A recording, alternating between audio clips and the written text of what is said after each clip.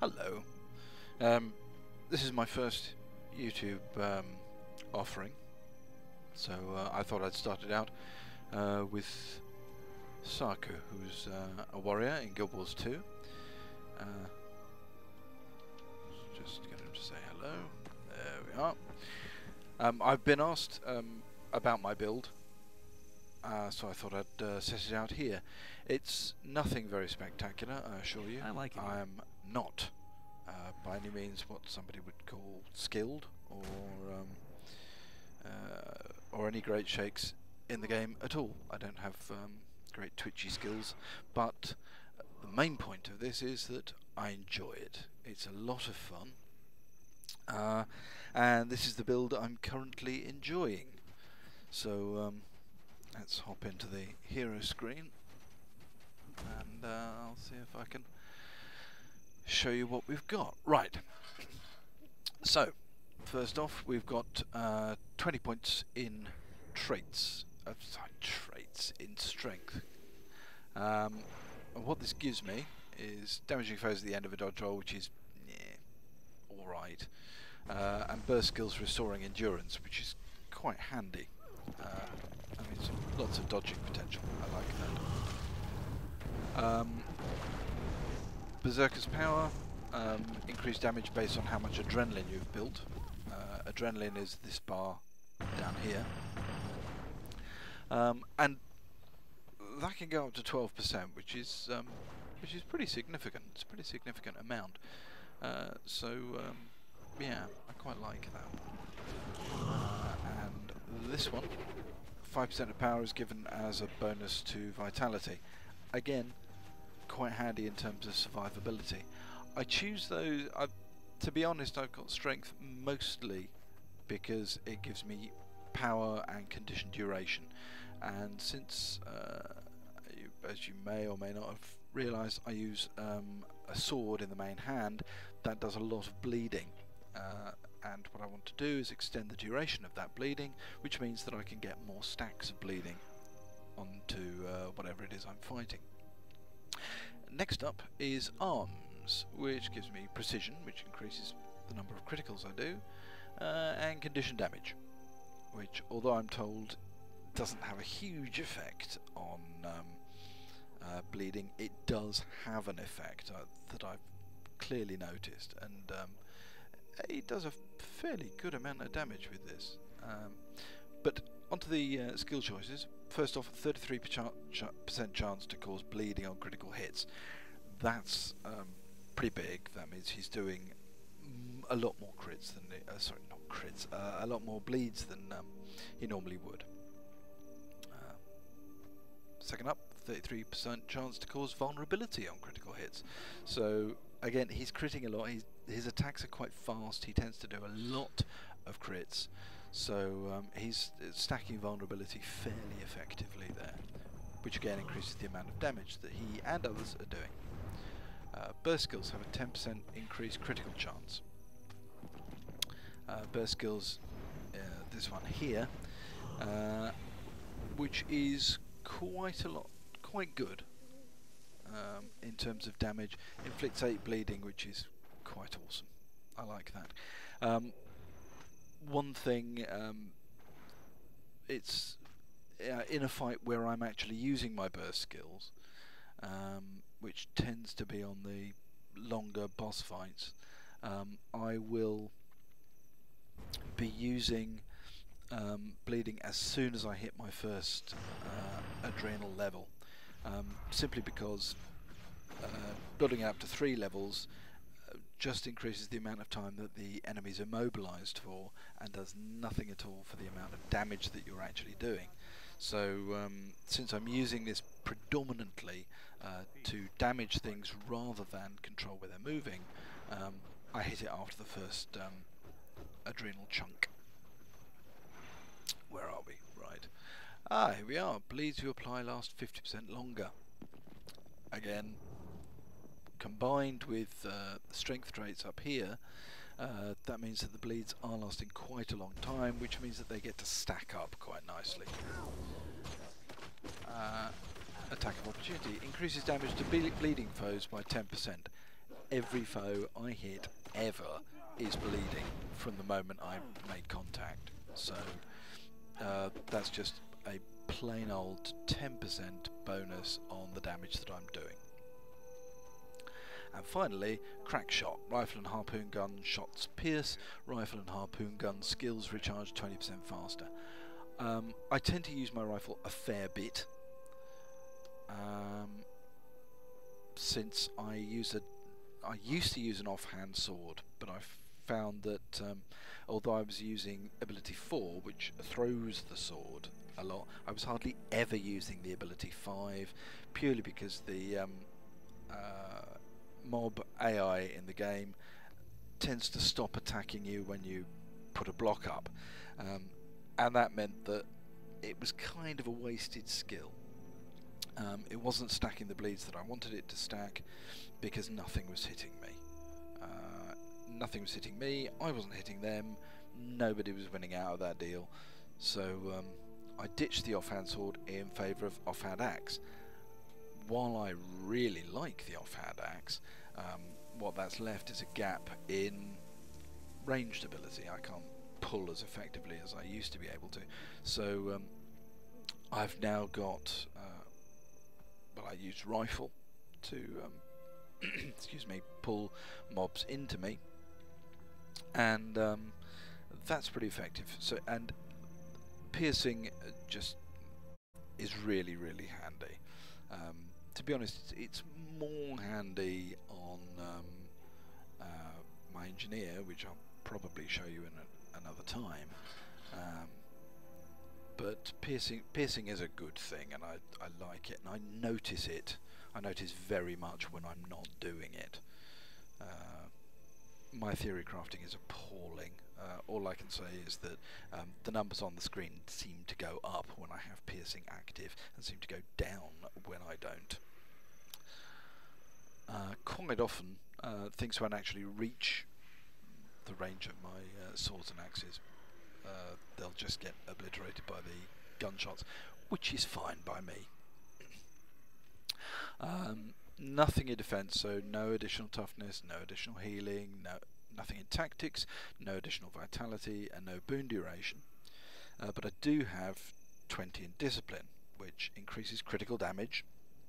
You'll recall that up here I'm doing a fair amount of criticals, so that increases the damage of quite a few of my hits, and increases burst damage. Again, that's this one, which I'm hitting every time it comes up, if it's that kind of fight. Most of the time I don't need to use burst on sort of regular mobs, so I'll let this build up to full, so that where is it? This one comes into account. So on general trash, if I'm keeping the momentum going, then I'll be doing extra 12% damage on them, which means they fall over even faster. It's great. Next up, heightened focus, gain a 2% critical hit chance for 1 stage of adrenaline, 5%, 9% for 3 stages. Again, on trash, I tend to keep it, keep my adrenal bar full, and that means I've got a 9%, solid 9% additional crit chance. It means I'm critting even more often. They're bleeding, they're vulnerable. It's not good for the mobs. It's great for me though. It means on trash I'm going through them quite a bit quicker than I would otherwise be doing. Fast hands, weapon swapping recharges 5 seconds faster. That's really handy because I do tend to swap between my melee weapons and my rifle quite frequently, particularly sort of in the field, as it were, and that's just convenient. It's helpful. And Sweet Revenge, which is the main reason, to be honest, I've gone so deep into discipline.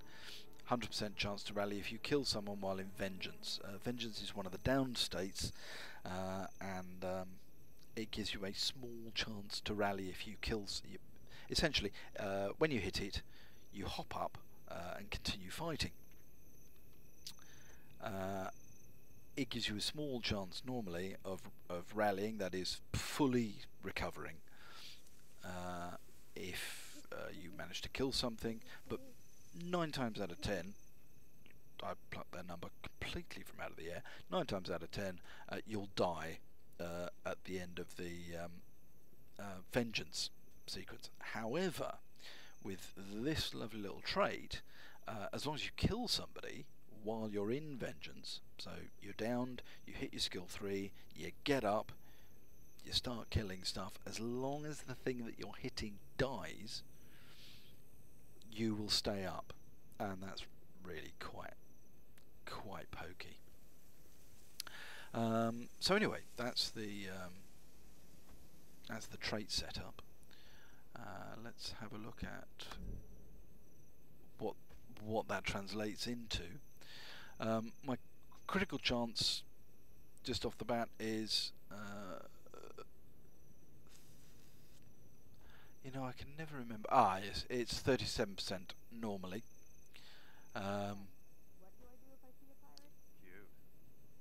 Really, I'm just going to mouse over these, because otherwise it's pointless just whittering about them.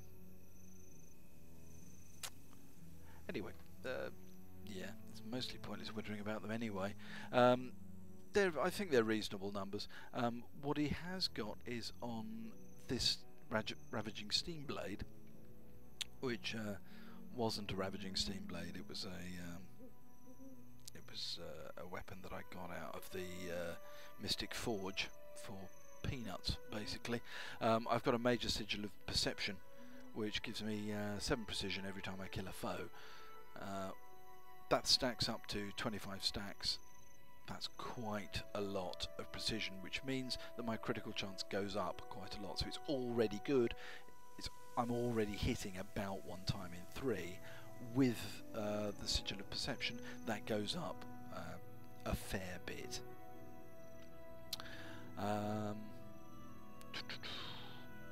Slot skills.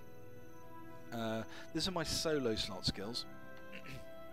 This changes a bit when I'm in a group, but Healing Surge I find is a good bursty heal. I like it very much. Recharges fairly quickly, heals for quite a lot. Again, it's based on adrenaline, this one here, so the higher adrenaline I've got, the more healing it does. I tend to keep my adrenaline high, stacked up to full, so that's a really good heal. If for some reason I'm not at full, this will make it at full, which is rather nice. Signet of Stamina grants faster endurance regeneration and cures all conditions. That's why I've got this here. I mean, the ability to dodge faster is always nice, but it's because it cures all my conditions. That's why I've got it on there, because conditions can be really nasty. I don't like having them on me, and this gets rid of them. Win. Shrapnel Mine. This is a char only utility skill. It's brilliant. Absolutely brilliant. You can't see here quite how good it is because I'm in a low level area, so the numbers are depressed, but it really does do some quite significant damage. If you look at the duration on the bleeding, 34 seconds, that's a long time, and it does a lot of bleeding damage. In fact, the amount of time that something's bleeding is actually greater than the recharge time on the mine. So I'm just sort of throwing these whenever they recharge. Usually I'll use them either on packs of mobs or on bosses. I'll use them quite a bit on bosses. 4 Great Justice, grant Fury and Might to yourself and allies. It's just really useful. Again, plus 20% critical chance when it's up, and I get more power and condition damage, which is great. I like these things. and it's kind of, you know, it's kind of one of those things that a warrior is expected to have, one of those shouts. Signet of Rage grants adrenaline. Honestly, I couldn't say exactly how useful that is. I don't know how much adrenaline it grants in its passive state. Clearly not enough to offset the drain, but or the wastage over time. But it's there. I think it does make a difference. I think my adrenaline does go up quicker because of it and goes down slower. So if I have a gap in between a fight, it's quite, you know, it takes longer before I lose my many bonuses. It also gives me Fury, Might and Swiftness, which is lovely. Again, 30 seconds of plus 20% critical chance, which I love. So I'll tend to use For Great Justice, and then when that might wears off, I'll use Signet of Rage, by which time For Great Justice is back. In fact, no, what am I saying? For Great Justice only has a cooldown of 25 seconds, so it's there straight away. So I'll use them both when they're on cooldown. Or if I just fancy moving faster for a bit, which is quite nifty. If I'm in a group, this gets switched to oh, that was stupid.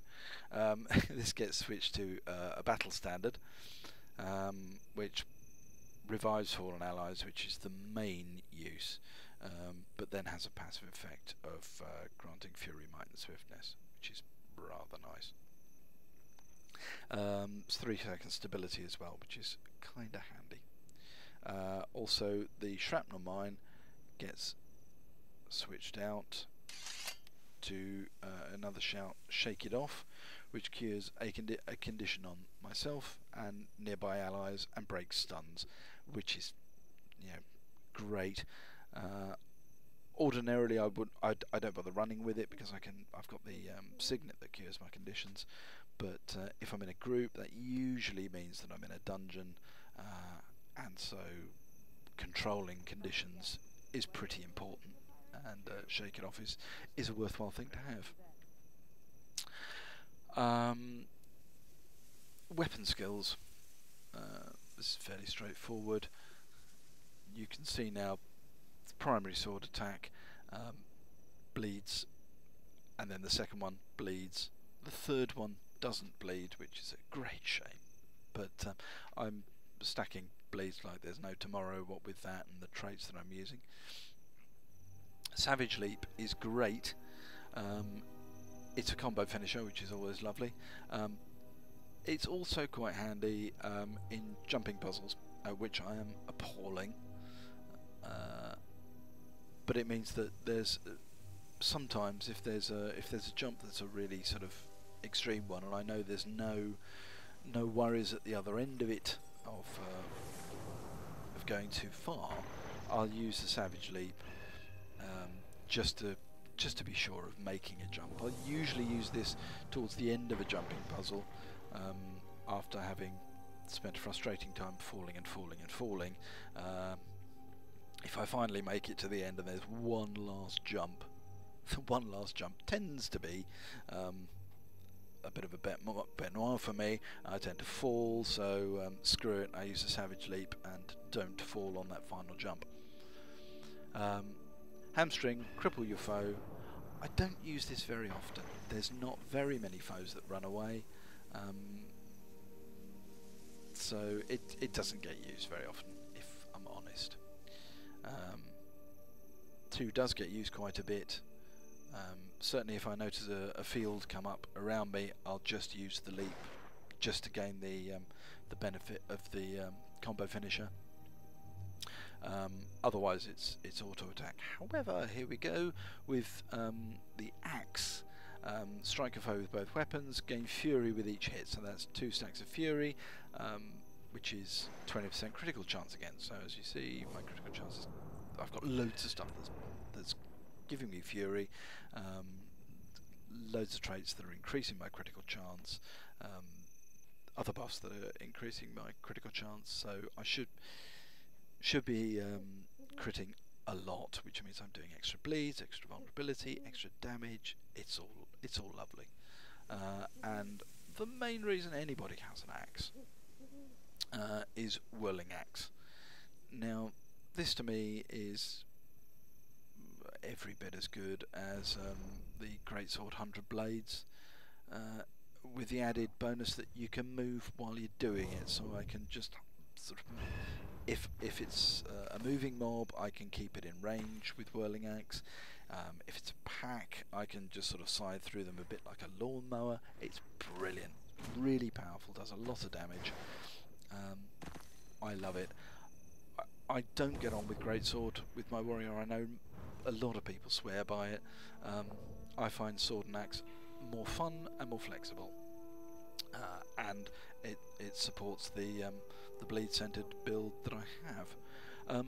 I think that's about it for the warrior. I think I've whittled it on for quite long enough, and it remains for me to show you possibly why I've come here. Excuse me, this could take a while. Let's just disarm this trap. This house is beautiful. It's in Gandharan Fields, and if you get the chance, I do urge you to visit it, just because it's very beautiful. But on the off chance that you don't get to visit it anytime soon, here's the vista of it. Enjoy and goodbye.